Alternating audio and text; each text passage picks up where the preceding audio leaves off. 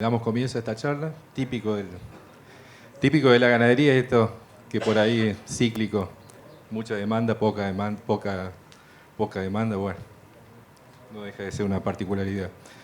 El disertante que nos acompaña de esta charla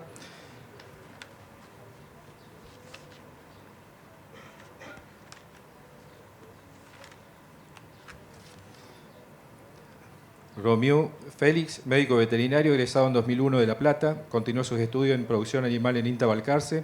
Desde 2004 trabaja en el área de extensión de Gentos, dando soporte a productores en lo referente a utilización y producción de pasturas. Es productor ganadero en el partido de Pila y desde 2017 dicta clases en la cátedra de forraje de la UCA. Además, desde 2014 coordina el programa Escuelas de Pastores de Gentos. Así que le damos la bienvenida y lo dejamos con todos ustedes. Hola. Bueno, antes que nada, un placer enorme estar presente acá y que la sala se haya colmado. Digo, en un congreso que uno supusiera que es más de agricultura, tener la primera charla ganadera y a sala llena, la verdad que, bueno, que habla de la realidad del país y del interés que estas cosas suscitan. Así que muchas gracias antes que nada por el interés, porque cuando uno viene a presentar estos temas, a veces no tiene garantía de qué cantidad de gente va a participar. Así que el título, sí, bueno, vamos a estar a la altura del título. Yo creo que va a acompañar. Sí, el título tiene algún enganche para que nos animemos a pensar que esto no solo es posible, sino que es real, y vamos a ver casos que realmente se aplican. Tengo 20 minutos de disertación. Y, bueno, perfecto. Vamos a ir entonces directamente a la presentación y luego vamos a las preguntas. De todas maneras, si hay alguna interrupción conceptual que quieran destacar en el medio, levantan la mano y hacemos la pregunta correspondiente. No tengo problema de alguna interrupción. Entonces, si tenemos que hablar de producción de carne a pasto, obviamente primero tenemos que hablar de producción de pasto y saber cuáles son los potenciales productivos de pasto, cuánto es lo que estamos produciendo. Hablamos de que una pradera en secano, en una región ganadera, yo voy a referirme mucho a lo que puede ser la provincia de Buenos Aires, ambientes de ganadería o de una agricultura muy marginal que están siempre yendo y viniendo de un ambiente al otro. Y en un modelo de pradera puede ser un agropiro bueno, una festuca, un ambiente de festuca. Ese modelo de pradera estamos pensando que hoy es el suelo ganadero que más se destaca.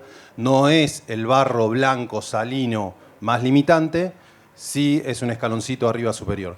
Y ahí los potenciales de producción de pasto rondan con máximos niveles de fertilización, con una lluvia alrededor de los 900 milímetros, rondan en 17.000 kilos, es el máximo alcanzable, ¿sí?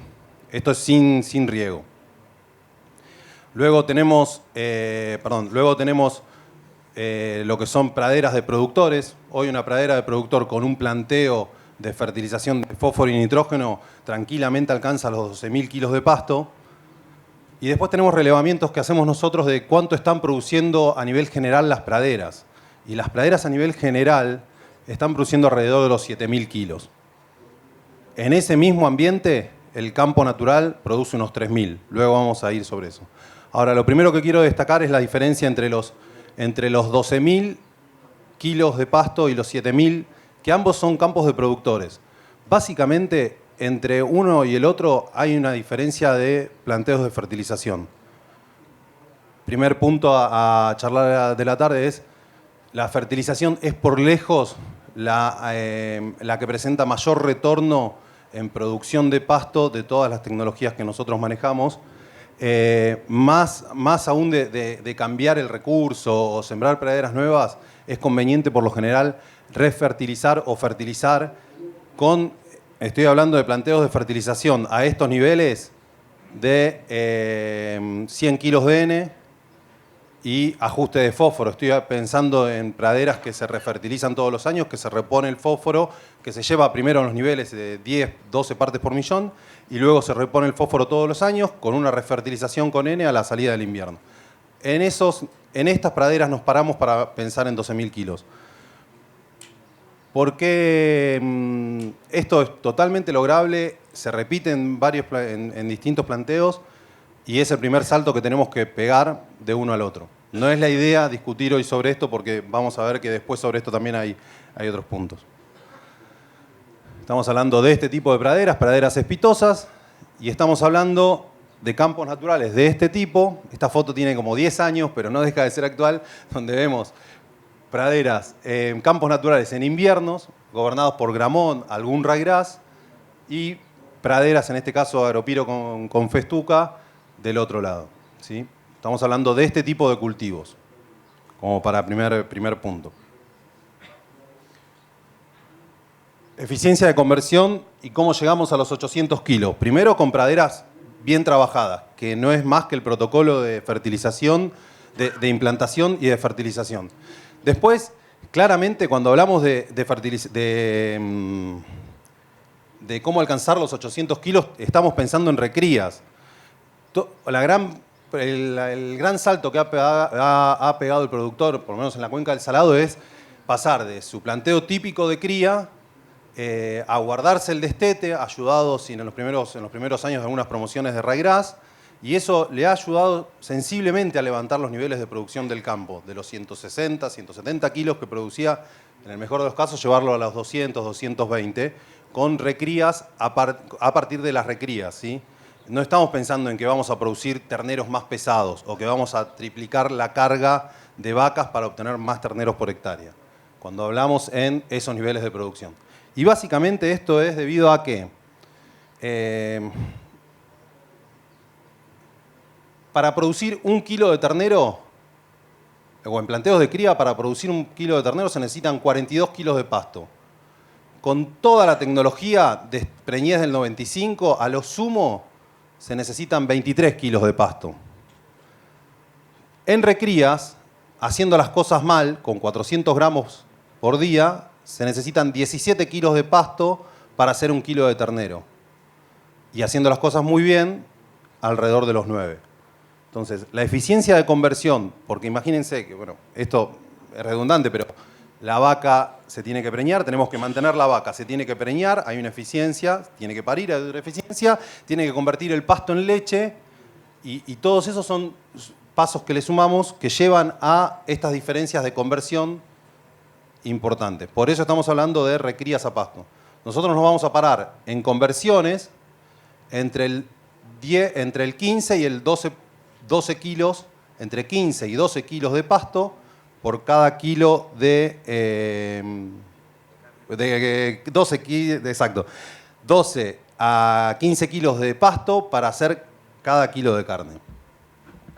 Entonces, la primera cuenta, si yo tengo 12.000 kilos de pasto y 12 kilos de pasto me hacen 1 kilo de carne, sería lineal alcanzar los 1.000 kilos de carne por hectárea.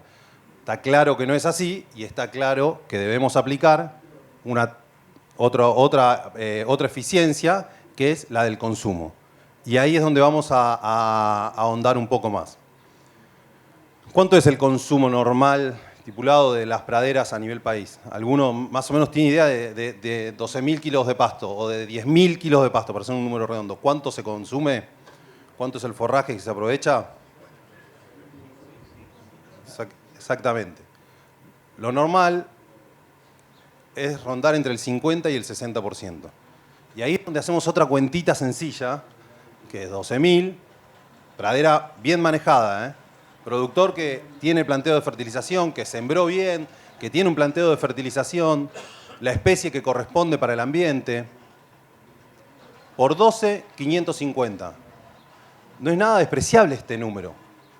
550 kilos de carne por hectárea no es nada despreciable. Ahora, 12 kilos, hablamos que 12 sería un número ideal. Cuando uno cosecha bajas cantidades de forraje, por lo general lo que sucede es que cosecha forraje de peor calidad. Entonces, la eficiencia de conversión más correcta para usar con estos niveles de eficiencia de cosecha ronda alrededor de los 15 kilos.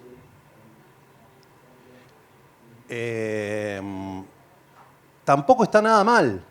Y este es un número que si nos ponemos a analizar sobre eficiencia de pastura, 470 kilos, lo paga, es un número aceptable. Ahora, el título es el enganche, porque me faltan 330 kilos para alcanzarlo. Y eso es aumentando básicamente la eficiencia de cosecha hasta el 80%, mejorando por esa mayor eficiencia de cosecha también una mejor eficiencia de conversión. Bueno. Nada, simplemente es una foto para saber de qué hablamos cuando hablamos de... Perdón. Cuando hablamos de mejores eficiencia de conversión, estamos hablando de bostas de este tipo, bostas que manifiestan una calidad de forraje consumido bastante superior a lo que a veces vemos en forma de boliña o en forma más sólida.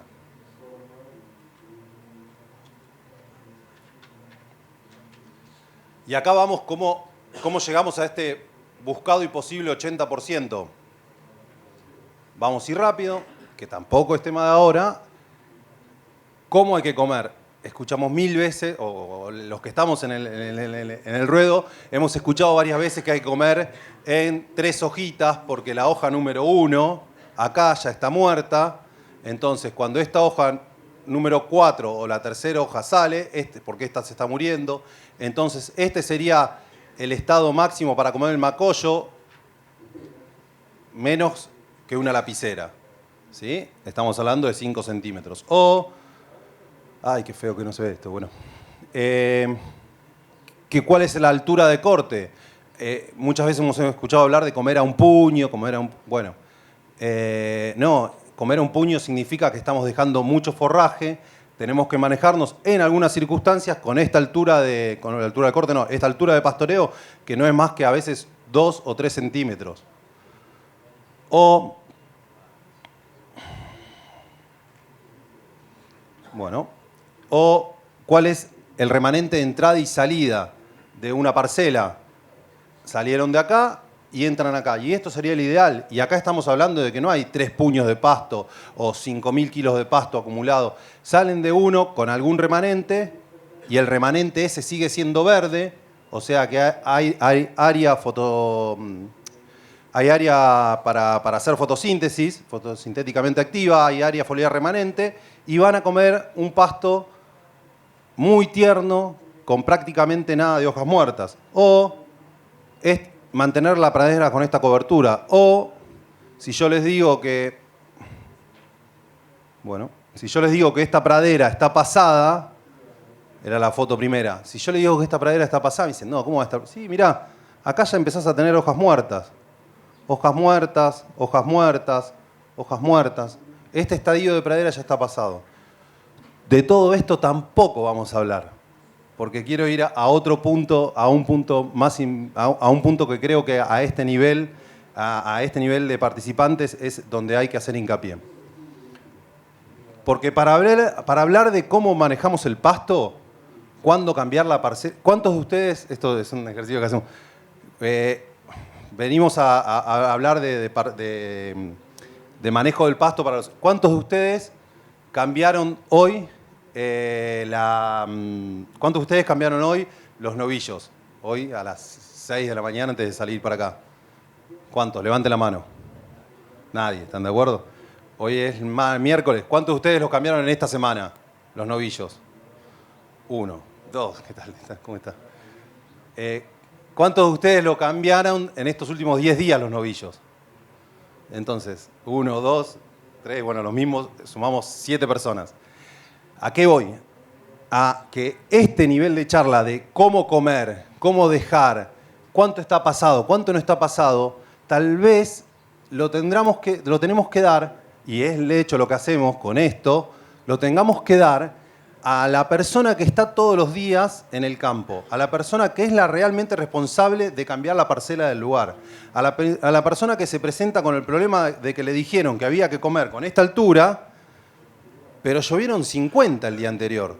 Y entonces no lo va, es suficientemente despierta para saber que no los puede echar a comer con 50 milímetros, depende del suelo, lo que fuera, pero no los puede echar a comer con un suelo que lo van a romper. Entonces le abre la parcela más grande. Y eso es parte del éxito de llevar al 80% la eficiencia de cosecha. Que las personas que están en el día a día, ahora vamos a ahondar en esto, que las personas que están en el día a día en el manejo del pasto se capaciten, ¿sí? De ahí viene esta iniciativa que hace ya 5 años que tenemos, que es la Escuela de Pastores, donde son talleres a campos, donde son talleres que se le dan a los operarios de campo, donde la primera clase preguntamos, ¿todos saben leer y escribir? Si alguno no sabe leer y escribir, no importa, nos acercamos, les explicamos, nos encontramos con de todo tipo de gente que participa más, gente que participa menos.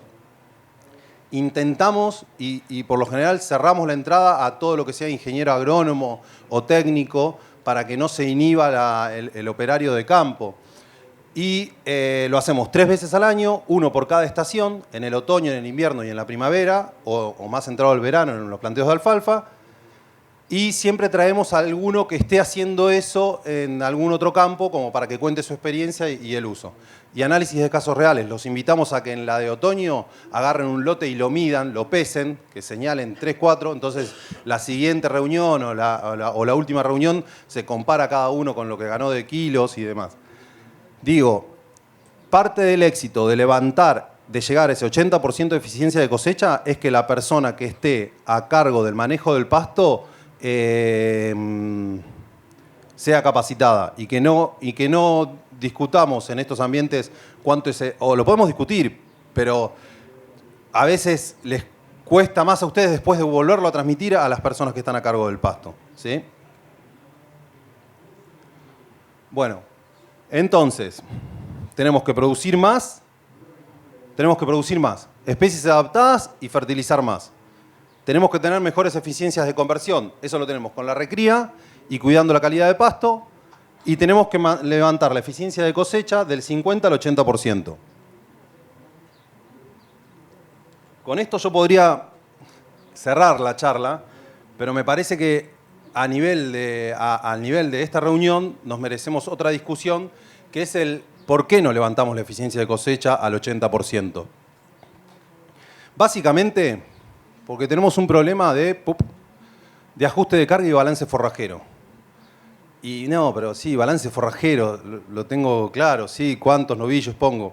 Ahora, yo lo que quiero es que repasemos una mirada y díganme después en las preguntas si estoy tan lejos. ¿Somos todos conscientes que en 65 días del año, perdón, esto es una curva de, bueno,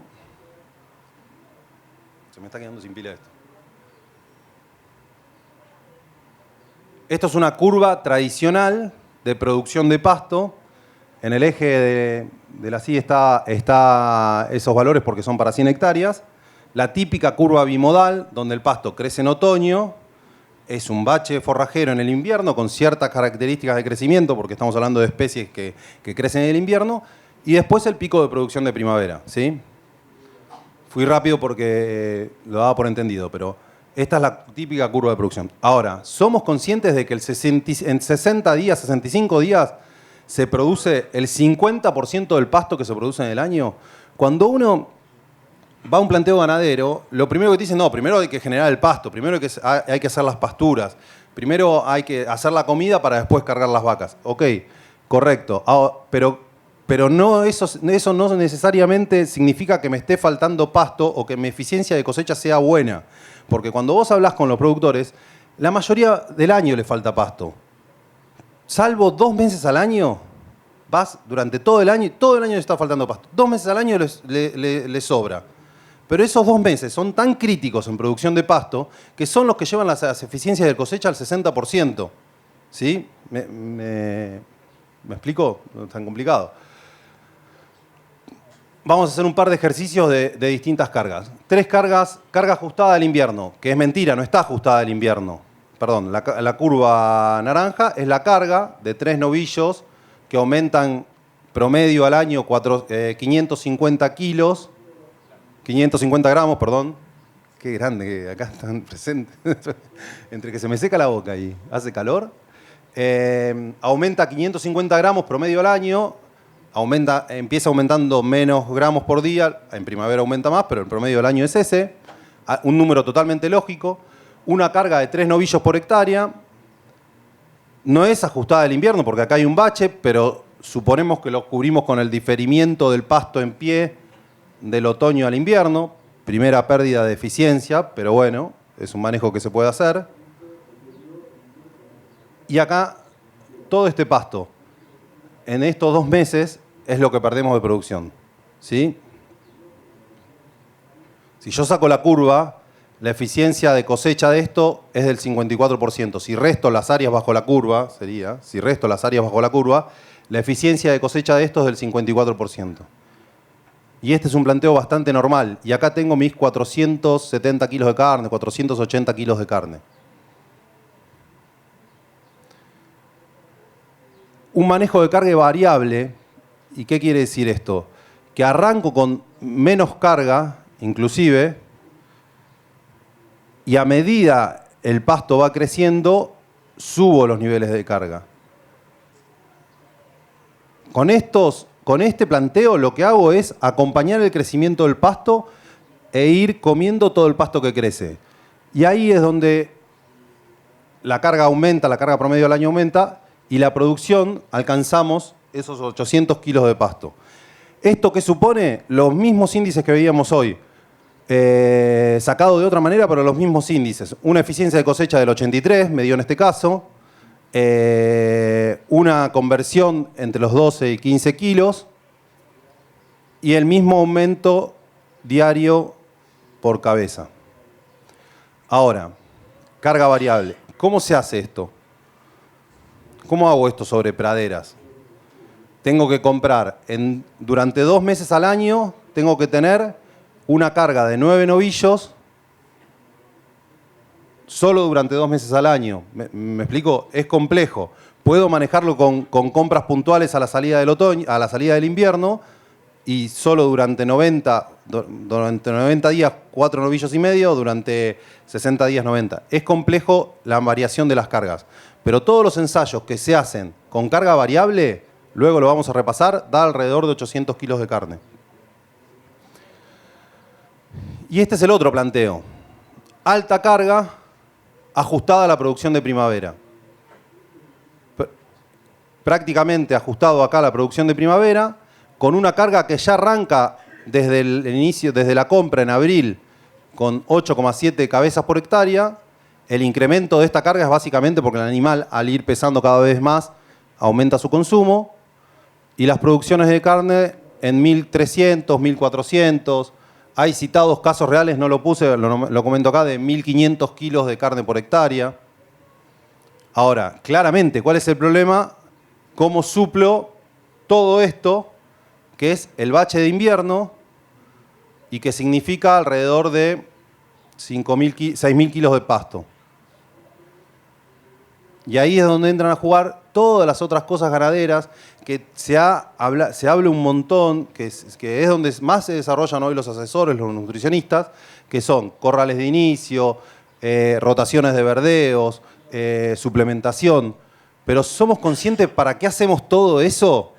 Es para aprovechar el pico de producción de verano, es para levantar la eficiencia de cosecha a este nivel, ¿sí?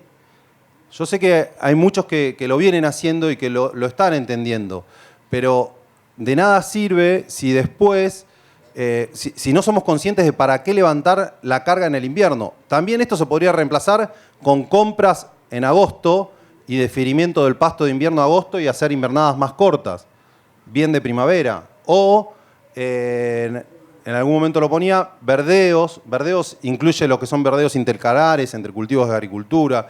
Todo, jugar con suplementaciones de entrega de otras superficies. Hay un punto crítico acá, que es la salida del invierno. donde hay dos actividades sí puntuales para realizar, que son, hoy lo vimos algo, las altas fertilizaciones con nitrógeno y el control temprano de la floración. El control temprano de la floración lo que me lleva es, control temprano de la floración. Yo a veces tiro títulos sin ahondar mucho. El control temprano de la floración es, ¿cuándo florece el pasto? La festuca, el agropiro, ¿cuándo florece? En noviembre, fin de octubre, noviembre. Pero en realidad esa flor que nosotros vemos, esa semilla que nosotros vemos, adentro de la planta se diferencia mucho antes. Se diferencia a fin de agosto, depende de la especie del cultivar, pero se diferencia a partir de fin de agosto, ya está generada la semilla adentro del macollo, adentro de la plantita. Si yo en ese momento, fin de agosto, como esa flor que está dentro del macollo, no solo evito que esa flor nazca, mejor dicho, evito que esa flor salga y pierda calidad. La estoy comiendo dentro del macollo, es de excelente calidad y genero que se generen nuevos macollos por debajo, que como son generados a partir de septiembre-octubre, no van a florecer y lo que van a llevarme es que pasen vegetativo, no van a pasar a estado reproductivo, pasan vegetativo más el verano. Entonces, el control temprano de la floración es fundamental para que este otro bache, que es el de verano,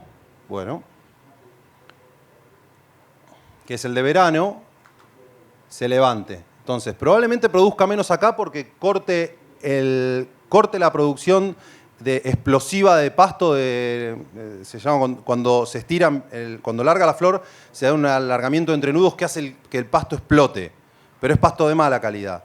Si yo evito eso,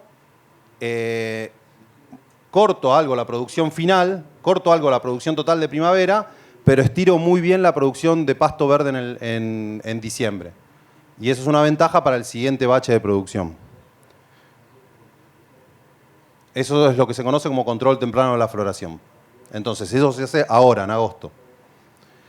Y la otra cuestión es la fertilización estratégica, que estamos en un momento ahora en agosto donde el suelo viene frío, no está entregando nitrógeno, sin embargo, las temperaturas empiezan a elevarse. Hay temperaturas para que el pasto crezca, lo que no hay nitrógeno para que el pasto crezca. Este es el mejor momento para aplicar nitrógeno, el cual hace que la primavera se adelante sensiblemente. Estamos hablando de que estamos en pleno septiembre muchas veces y no llega más la primavera, o en octubre, y me cuesta que arranque. En zonas con precipitaciones aceptables, como es la gran mayoría de la provincia de Buenos Aires, perder ese crecimiento de septiembre, fin de agosto, septiembre, es básicamente falta de nitrógeno. Lo primero que hago cuando prendo, esto es 0, 100 y 200, pero lo primero que hago, que no sé si se ve acá, es que esta foto dice 12 de octubre del 73. Entonces estamos hablando de cosas del 73, ¿tá? Es bastante trillado. A veces te plantean, pero hagamos un ensayo de fertilización al nitrógeno. Le digo, no tengo problema, lo hacemos, pero sepamos que la información está hace mucho tiempo, en distintos recursos, en distintas zonas. Eso es lo que dije recién. Y la otra es la cuenta de si 1 kilo de urea son 20 kilos de pasto y 20 kilos de pasto son 13 kilos de carne. 1 kilo de urea a 40 centavos de dólar, 40 y pico centavos de dólar, 20 pesos. 1 kilo 300 a 60 pesos el kilo. Ese retorno es ahí. ¿Sí? Hacer esa cuenta, porque capaz que no tengo que hacer esto y tengo que salir a comprar rollos, tengo que salir a comprar frechillo, tengo que salir a comprar lo que fuera. Por lo general no, por lo general sale más barata la urea. ¿Por qué? ¿Está en discusión esto? Sí, perfecto, está en discusión. Busquemos el dato zonal más parecido que tengamos, usemos un promedio, o por lo general son rangos, usemos el rango más bajo. Si el rango más bajo igual me da un retorno bueno, sigue conveniendo hacer esto. Bueno, yendo ya a lo último, le vamos a poner 2 números, porque a mí esto, a ver, esta mancha verde acá me suena carísimo. Esta mancha verde acá es carísima. ¿Sí? Vamos a ponerle 2 números a eso. Y acá todos hacemos Excel, todos trabajamos con presupuestaciones. Podemos hacerle doble clic a esto. Yo les hablo los números que puse, pero lo que los invito es que usen este modelo de pensamiento y pónganle los números que ustedes manejen.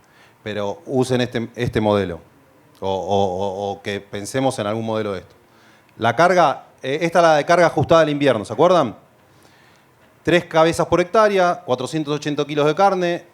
La diferencia compra-venta, que este año fue mejor, pero pongamos una diferencia de compra-venta de 10%, o sea, el novillo recriado 330 kilos vale 60, el de 170 vale 66. El margen de la compra-venta, o sea, por novillo, me quedan 8.580 pesos. Por los kilos de carne, o sea, esto por los 4, me queda esto otro. Amortización de pasturas, el costo de la pradera dividido por 4. La fertilización de todos los años, los 100 kilos y los 80 de diamónico. No suplemento nada, porque yo este bache lo cubro con esto de acá. 80 kilos de novillo, no son los 55 o 50 de un suelo o 60 de un suelo netamente ganadero. 8 kilos de novillo por cabeza por año de sanidad y una persona cada 500 novillos, 10.000 pesos por hectárea de margen bruto. Ahora, esto es lo mismo, el mismo planteo, pero sumo 6.000 kilos de silo por hectárea. Pongo silo por poner silo a 3 pesos por kilo el silo. Ustedes sabrán después qué costo le ponen a cada recurso forrajero. Si es rollo puede ser menos, cambia algo la calidad, pero pongamos algo de esto. Pongamos un número aunque sea, después ustedes le ponen el número que... Si bien el costo se duplica o se multiplica por el 120%, de 15.000 paso a 40.000, más que duplicarlo, por la alta producción de carne, 1.400 puse acá, bueno, 1.300, 1.400 hasta acá, el margen por hectárea se triplica. Pasamos de 10.000 a 35.000. Esta es la justificación de por qué esta mancha verde se justifica. Y a este nivel es donde... Porque yo nosotros le enseñamos a la gente de campo cómo comerlo bien, ¿y saben qué hacen? Tienen una parcelita bien comida y en esa parcelita, en ese módulo, llegan a los 800 kilos de carne por hectárea. Pero para poder hacer eso, en plena primavera, tuvieron que dejar cientos de hectáreas pasar. Entonces, si ustedes, desde la parte de gerenciamiento y demás, no proyectan el sistema general para alcanzar esos 800 kilos de carne, pueden alcanzarlos a nivel de módulos, ¿sí? No los van a alcanzar a un nivel más general, a un nivel más grande. 3 casos reales, esto es en Maipú, esto es 2000, bueno, 3 casos reales, zona y año. Del 2006 al 2008, 812 kilos, 837 kilos, con carga variable, con eso que les decía que salían y entraban a Hacienda. 11.900 y 12.000 kilos de pasto. En la reserva 7 de Balcarce es una carga fija, producen 1.000 kilos de pasto, aproximadamente 3.000 kilos de suplemento, y la superficie son 135 hectáreas, tiene más color. Después, estos son módulos chicos, creo que son 4 módulos de 6, 7 hectáreas cada uno, y estos son distintas especies, bueno, distintos materiales de festuca, pero cada uno produce esto, también con carga variable.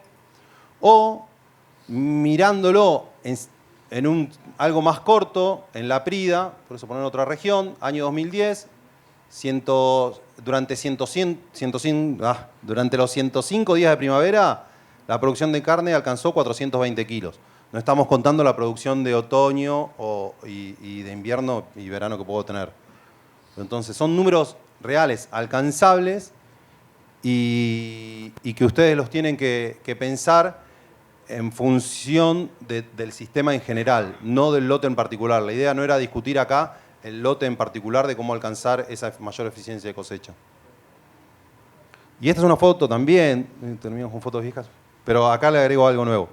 Este productor es un productor de la cuenca que se animó a cambiar, a dar el salto, a pasar a recrías, a hacer praderas donde no lo había, y del otro lado, productor más tradicional, esto debe ser en agosto o septiembre, más amarillo, ovejas, alambrado. Y hace 2 años lo que agregamos a esta foto, que es el productor que cambió y el que no cambió, es que este productor de acá, este lote lo compró. ¿Sí? Entonces, hay un negocio para hacer. Y hoy este lote del otro lado del alambre ya está todo praderizado hace un tiempo. Creo que me excedí unos 5 o 10 minutos.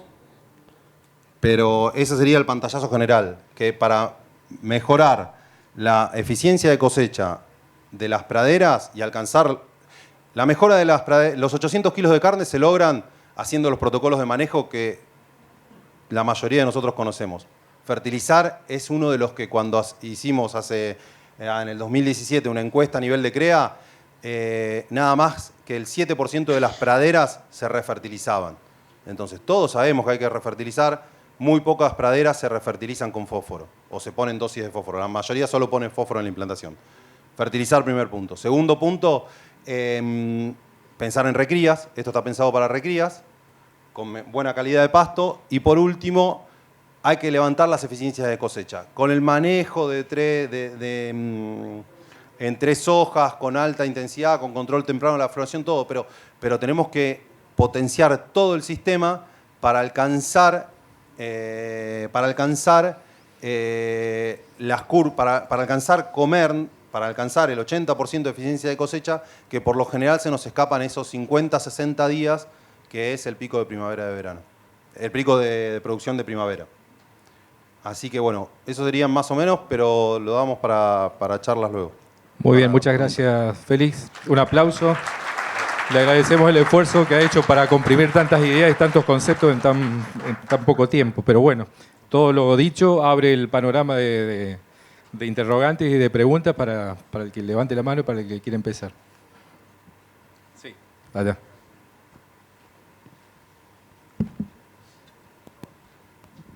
¿Qué tal? Buen día. Una consulta. ¿Con qué esquema de fertilización inicial empezás? Y después, a lo largo de los años, ¿cuáles son las refertilizaciones que utilizás? A números gruesos, llevar a 10 partes por millón, 10, 12 partes por millón al inicio, praderas de festuca y trébol blanco. Levantarlo hasta las 10 partes por millón va a depender del suelo, podrá ser unos 180, 200 kilos de triple o de monoamónico a la siembra. A veces lo que hacemos es ponemos los 80 a la siembra y los 80 o 100 una vez implantada la pradera. Si la pradera está lograda, correcto, se fertiliza ahí. Y después es una dosis de reposición. 80 kilos por año es a grosso número, 80, 100 kilos por año es a grosso número lo que se está sacando entre carne y recirculización de bosta y orín del lote. O sea, 80 kilos de triple es lo que se está sacando del lote todos los años con esas producciones de carne. Más cerca de 100, perdón, más cerca de 100. Pero sí levantar a las 10 partes por millón, que de vuelta, no tienen que meter en la sembradora 200 kilos. Pongan los 80 que pensaban, porque el costo económico, y pongan los otros 80 en la primavera. La fertilización con fósforo es, cuando tengan plata en el bolsillo, la tiran, siempre es bienvenida. Y lo que es nitrógeno, en realidad se plantean dosis más altas de nitrógeno, pero en casos puntuales o escalonadas. Hay lotes que no le pones nitrógeno, hay lotes que les pones 50 kilos de N y lotes que le pones 200 kilos de N. ¿Sí? En promedio, ¿cuánto puso el sistema? 50 kilos de N, que es lo que dije. Pero lo escalono en distintos lotes para no tener toda la explosión de pasto junto. Eso sería una estrategia de fertilización para este momento. Sí. No sé, ¿está bien quiero preguntar, usted dijo la dosis de reposición, 50 kilos de fósforo y 80 kilos de triple. Porque si dice 50 kilos de fósforo, fósforo. No. Ahora, si decimos 80 de triple, estamos hablando de otra, decir, más o menos la misma cantidad. No, perdón, sí. Estaba hablando de 80 a 100 kilos de superfosfato triple. 80 a 100 kilos de fertilizante tal cual, del fertilizante... 80 a 100 kilos. Sí, de fertilizante tal cual. Hoy, correcto. Me tengo que hacer las equivalencias, no las sé de memoria bien, pero... Otra pregunta que también quiero hacer. ¿Alguna de estas semillas tienen inoculado o se ha detectado alguna de estas especies?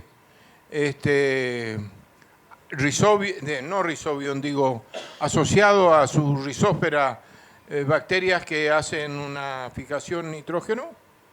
No lo tenemos detectado. Hay distintos trabajos en las templadas, en especies templadas como festuca y agropiro. Es más difícil encontrar ese tipo de bacterias. Bien, gracias. Por un tema de temperatura del suelo. Acá estaba el señor y después sigue usted. Una pregunta, felicitaciones por la Estoy presentación. hablando de gramíneas, ¿eh? No sé si el señor recién refería algo. Recién la referencia a bacterias fijadoras de nitrógeno hacía referencias a gramíneas templadas. Sí, las leguminosas tienen Rhizobium, fijadores de nitrógeno. Perdón. Sí, la pregunta era en ese pasto de primavera, en esos ambientes que están trabajando, si nos podés comentar con cuánto kilo de biomasa o disponibilidad están entrando esos animales para hacer ese pastoreo del 80%, esa eficiencia del 80%, y con cuánto están saliendo de remanente, para tener una noción en disponibilidad. Está bien. El primer punto está muy bueno eso, porque todos estudiamos buscando ese número y que ese número fuera el que nos manejaba. Y en realidad hay que mirar algo más que ese número, que es la estructura de la pradera. Vos podés tener 1000 kilos de pasto y estar para ingresar a comer, o tener 2000 kilos de pasto y recién ahí ingresar para comer. Porque en realidad lo que se busca es que esté la gramínea desarrollada en 3 hojas. 2 hojas, 2 hojas y media te dicen, pero ponele entre 2 y 3 hojas. Cuando tiene los macollos ya en 2 o 3 hojas, ingresá a comer. No guiarnos por alturas de entrada y alturas de salida, sino o volúmenes, porque a veces tenés muy poco volumen en plantas aisladas, o sea, tenés una siembra no densa y tenés muy poco volumen de pasto, pero el pasto que tenés ya está ceneciendo. ¿Me explicó? Entonces, entrar más a comer por relación al estadio en que está la planta que entrar a comer por un volumen de pasto. Si vos me hablás de praderas bien cespitosas, praderas como esta, praderas como esta, donde hay toda una cobertura de gramíneas, de festuca y demás, probablemente estemos hablando de los 1800 kilos de pasto. Ahora, capaz que no alcanzamos nunca los 1800 kilos de pasto y el pasto ya se está pasando. ¿Me explicó? Entonces, mirar más el estado fenológico, que el estado vegetativo del pasto, que el volumen total. Hola. Yo empleé una técnica así nomás, abuelo de pájaro, que con las primeras hectáreas de soja que trillo, no todas, algunas hectáreas, le siembro avena con regras y vicia. Para después la hago cortar con una espigadora y hago rollo que se lo doy en el invierno. Lo que pasa es que después esa soja que siembro arriba de eso me rinde menos que la otra. ¿Vos calculás que eso es una práctica positiva o tendría que meter balance y control? Lo que hay que ver es que capaz que está bien que le rinda menos la soja, si el precio ¿qué precio le pone ese rollo? Hay en la zona de Villegas, Ameguino, lo tienen bastante estudiado, que sí rinde menos la soja atrás de una avena, pero los kilos de carne que le saco, en el caso de usted, los kilos de rollo que le saca, justifica esos kilos de soja menos que rinden.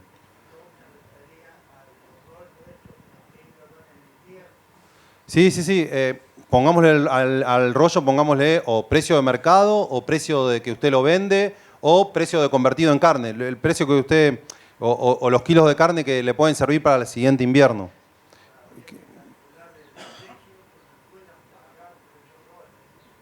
Esa es una manera de ver, de analizar el número. Pero que si la soja le da menos, no se preocupe. No.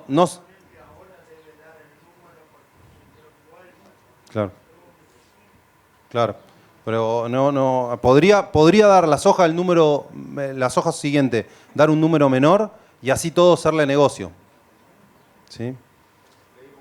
¿Cuál es la superficie de potrero o piquete que vos recomendás para alcanzar esos 600 kilos, 800? Me imagino que cuanto más intensivo, más lograble es. Lamentablemente no. Y estamos hablando desde pastoreos. El caso de la Prida era un pastoreo continuo. Para que nos demos una idea, creo que eran 2 parcelas. En los 105 días cambiaron de una parcela a la otra. Y después de vuelta y demás. Las gramíneas, y en el caso de festuco, regras perenne especialmente, no necesitan piquetes para que produzcan más. Y la eficiencia de cosecha, si uno maneja la carga bien, no se necesita más. Con un solo piolín, en las 140 hectáreas, si el lote es parejo, estaría bien. Porque lo que tenemos que hacer con ese hilo es ir corriéndolo o sacándolo. No hay una medida. Y te agrego algo más en función de eso. A veces cuando pensamos en intensificar, buscamos hacer parcelas más chicas de menor tiempo de permanencia. Eso viene más de una historia de la alfalfa, que sí necesita eso. Estas especies no lo necesitan y cuando hacemos eso, si no lo tenemos muy aceitado el manejo, la frecuencia de errores posibles aumenta. ¿Qué te quiero decir?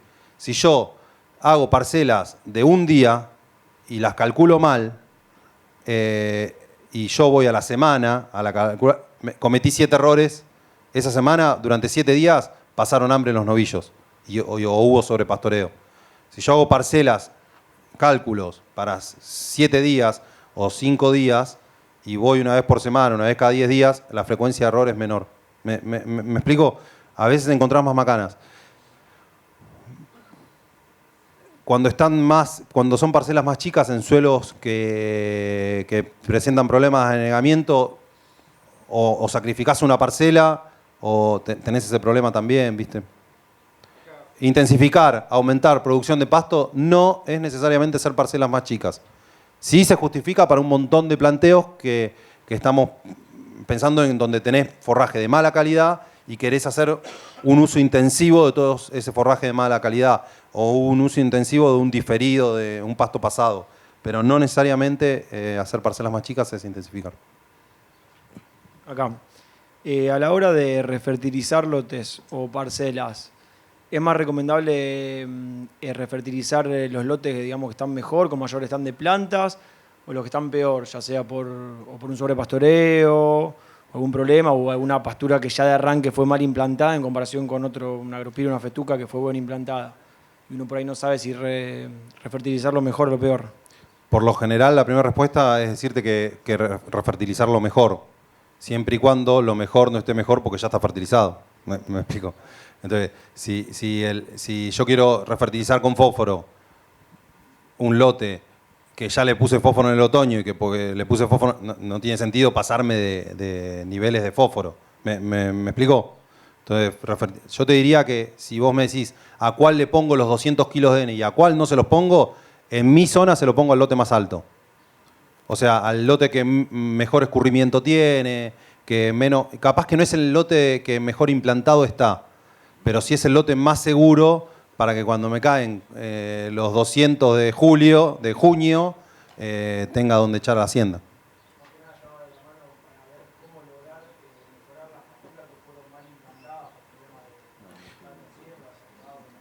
Bueno, pero ahí no vas a eficientizar el uso del nitrógeno, sino que vas a mejorar la pradera. En función de qué te devuelve más pasto, es la que más stand de plantas tiene y menos nutrida está. Es otro concepto para eso, que puede ser, Félix, una pregunta. ¿Tuviste alguna respuesta con los encalados de los suelos estos? ¿Tienen en cuenta el pH cuando fertilizan con fósforo? Ya que es una condicionante muy importante para el fósforo. Vos sabés que te debería revisar algunos trabajos que estuvimos haciendo con Nidere, con demás. El tema es la incorporación de eso. En estos suelos incorporarlo, con qué herramientas los incorporás, cómo haces básicamente para incorporarlos al suelo. Respuesta tenés. No, los pH no son limitados. Estamos hablando de un suelo, no estamos, en estos planteos, a ver, estamos hablando de un pH de 7,5, 8, no estamos hablando de 9, de suelos con graves problemas de pH. Ni altos problemas de pH, ni altos problemas de salinidad. No estamos hablando del agropiro en barro blanco acá. Porque los potenciales de producción cambian y cambia sensiblemente la variabilidad. Entonces, un agropiro en barro blanco, yo te voy a decir que vas a tener 800 kilos de carne un año, y otro año vas a tener 500, y otro año vas a tener 900. Entonces, si bien en festucas, en estos suelos, tampoco es que todos los años vas a tener 800, pero los suelos ganaderos, ¿qué define un suelo ganadero? La heterogeneidad. Y que son mucho menos estables que los agrícolas, ¿no? Eso es de Maipú. Con respecto a la consociación de las pasturas que haces, ¿qué usas? ¿Festuca? ¿Qué tipo de festuca es? Si es Mediterráneo continental. Y la incluís el ryegrass perenne también con trébol blanco y lotus tenuis. Bueno, no se ven, pero también lo incluyen. Festucas hay continental, hay mediterráneas y hay mezcla de las dos. Trébol blanco es casi de receta obligatoria. Lotus ya empezamos a ver que cuesta más verlo cuando vos tenés una pradera muy cespitosa, con altos niveles de aplicación de nitrógeno, te cuesta más ver el lotus, si bien puede ser una alternativa, tal vez en suelos de peor calidad. Y lo que sí es determinante, no metemos ryegrass perenne cuando metemos especies como agropiro o como festuca, porque la competencia el primer año del ryegrass perenne es muy agresiva para las otras especies de alta perennidad.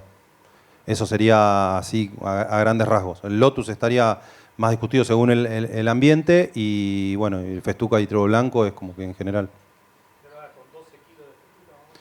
Sí, bueno, eso es todo un tema de lo primero, de cómo alcanzar los 12.000 kilos de pasto, buenas prácticas de manejo en implantación. No son 12 kilos, sino son 200 plantas. Las 200 plantas, ¿con qué llegamos? ¿Con 10, con 12, con 15, con 17 o no llegamos nunca? ¿Alguna otra pregunta? Sí. ¿Cómo está? ¿Bien? Un gusto. Buen día. Decime, ¿ustedes por qué no introducen en las praderizaciones el pasto billo? Y si las normas de manejo para pasto billo y lo que ustedes están dando coinciden. No está acá pastobillo porque tal vez lo asociamos a suelos de mayor aptitud. El pastobillo a suelos de mejor drenaje, más es al oeste o sudoeste de provincia de Buenos Aires. Lo que rige al pastobillo en cuanto a las gramíneas es exactamente igual. Lo que tiene el pastobillo es tal vez esa curva bimodal.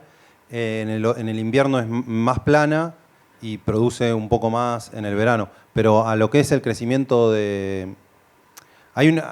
para hablar del pastobillo hay 2 o 3 finezas de que el pastobillo sí junta más de 3 hojas, junta 4 en vez de 3. Hay algunos aspectos, pero se puede hacer en el pastobillo. No era esto porque estábamos hablando más suelos más ganaderos, más en zonas más deprimidas. El pastobillo no tolera encharcamiento, básicamente, y puede ser por esto. Tampoco puse datos de alfalfa, porque si pensamos en alfalfa es exactamente lo mismo, ¿eh?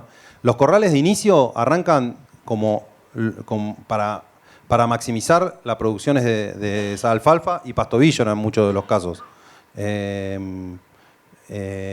Porque la alfalfa producía un montón durante 3 o 4 meses. ¿Cómo hacíamos para aprovechar esos 3 o 4 meses y no podían salir a comprar todos los terneros el 1 de octubre? O compraban terneros muy caros el 1 de octubre, comprémoslo en marzo que vale poco, mantengámoslo, lo que nos cuesta mantenerlo es mejor que el diferencial de compra-venta de otoño y primavera y los producimos ahí. Buen día. ¿Cómo manejás el pisoteo cuando vos aumentás la carga y sobre todo el primer año de la pastura, para que no se estropee? Lo que pasa es que yo no aumento la carga a nivel instantáneo. Y ahí es donde me preguntaban de la parcela pequeña. El pisoteo, el daño que lo hace es la carga instantánea. Y yo, en realidad, puedo decirte que yo tengo una carga instantánea bajísima, que son 10 animales por hectárea. A veces manejamos 50, 60 o hasta 120 cabezas por hectárea. Y ahí es donde el pisoteo hace más daño. O sea, a tu pregunta es, tal vez haya que manejar parcelas más grandes y está la viveza del paisano en que si te llovieron 200 y la pradera, por lo general el pisoteo en estas praderas los tenés en praderas nuevas, de implantación, más ralas. Una pradera nueva, te llovieron 200 y sacrificá a los animales 4 días en un gramonal. Tiralo a algún lote algún lote de sacrificio. De todas maneras, las praderas de gramíneas son las que mejor toleran el pisoteo una vez que ya formaron piso. Pero ojo que esta carga es a nivel de sistema, es la carga de chequera, la carga que tengo que salir a comprar terneros para el campo, no la carga instantánea. Tal vez no son cargas instantáneas altas. Bueno, ¿alguna otra pregunta? Si no, ya estamos con el tiempo cumplido, damos por finalizada la charla y bueno, no sé si Gento tiene algún stand acá para que puedan visitar, bueno, catálogo. Página, no, pero bueno, estamos dando vueltas y demás. Exactamente. Bueno, muchas gracias a todos. Gracias a ustedes, muy interesante.